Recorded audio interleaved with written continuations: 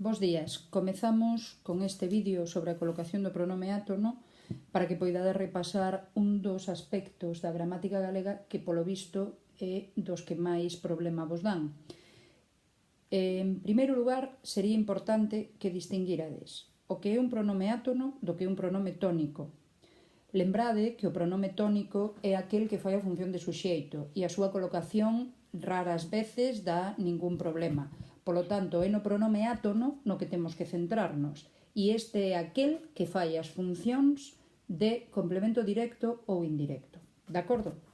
En primeiro lugar, é importante que saibamos que en galego a colocación do pronome átono por norma é detrás do verbo. Polo tanto, diríamos: o can rouboume unha codia de pan, ou o meu irmán trouxome un agasallo da súa viaxe. Por iso sempre insistimos os mestres en que un pronome átono nunca inicia unha oración. Son, xa que logo, incorrectas as construcións do tipo me trouxo un agasallo, me roubou o can unha codia de pan. De acordo? Polo tanto, esa é a primeira característica que tedes que ter moi clara. Unha vez que sabemos isto, o problema e a dificultade deste contido están en que non sempre o pronome átono, a pesar do que di a norma, non sempre se coloca detrás do verbo. Cales son os casos nos que vai diante do verbo? Bueno, pois en primeiro lugar, todas aquelas oracións construídas en negativo, o que significa que levan unha partícula negativa. De acordo? Por exemplo, nunca se para a pensar antes de falar. Non me digas que non te avisei. Todos eses casos serían con o pronome colocado con anticipación ao verbo. Logo, sucede o mesmo nas oracións desiderativas. Lembrade que as oracións desiderativas son aquelas que expresan un desexo e teñen unha gran carga expresiva dentro da oración. E a colocación fora do seu lugar do pronome provoca ou potencia esa carga expresiva. É igual que cando nos cambiamos o reloxo de pulso para lembrar algo, o feito de ver algo fora do seu sitio fai que reparemos antes nel. Pois nese caso a colocación do pronome diante fai que a frase teña unha carga expresiva máis grande.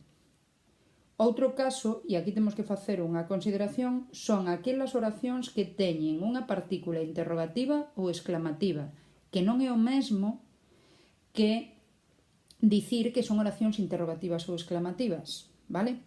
Nos casos que tedes aquí, como lle explico o que pasou ou canto te quero, o pronome vai diante pola presenza do como ou do canto, non pola presenza ou polo feito, de ser oracións interrogativas ou exclamativas.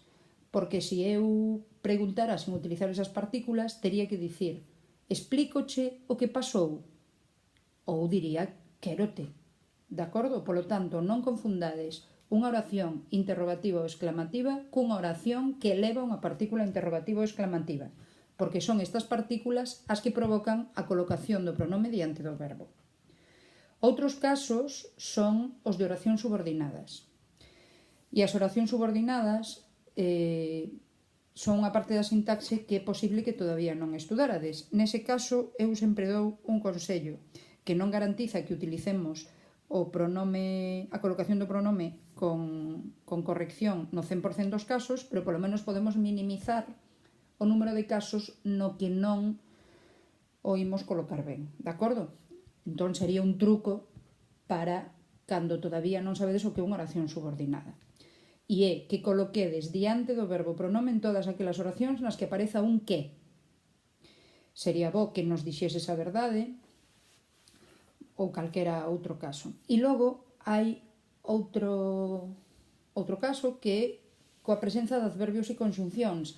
A dificultade aquí ven dada porque non todos os adverbios e conxuncións provocan a colocación do pronome diante do verbo. De acordo? Entón aí a miña recomendación é que practiquedes, que utilicedes a lingua, que leades, que escoitedes, porque ao final a única maneira que garantiza que colocaremos ben o pronome é cando teñamos a orella habituada ao uso do galego e entón saibamos onde vai porque nos soaría mellor ou non. E por último, temos que facer un comentario, que é o caso das perífrases verbais. Sabedes que unha perífrase verbal é unha forma verbal formada por máis de un verbo que ás veces leva no medio un elemento de enlace. Ben, no caso da perífrase, o pronome I pode ir detrás do verbo auxiliar, detrás do verbo auxiliado ou despois do elemento de enlace. Salvo, obviamente, que a perífrase, no seu papel de núcleo do sintagma verbal, levar adiante unha partícula interrogativa, formará parte dunha oración subordinada ou levar unha partícula negativa. De acordo? Nese caso, pois a colocación sería diante do verbo como en calquera forma verbal. E con isto remataríamos o principal da colocación do pronome átono.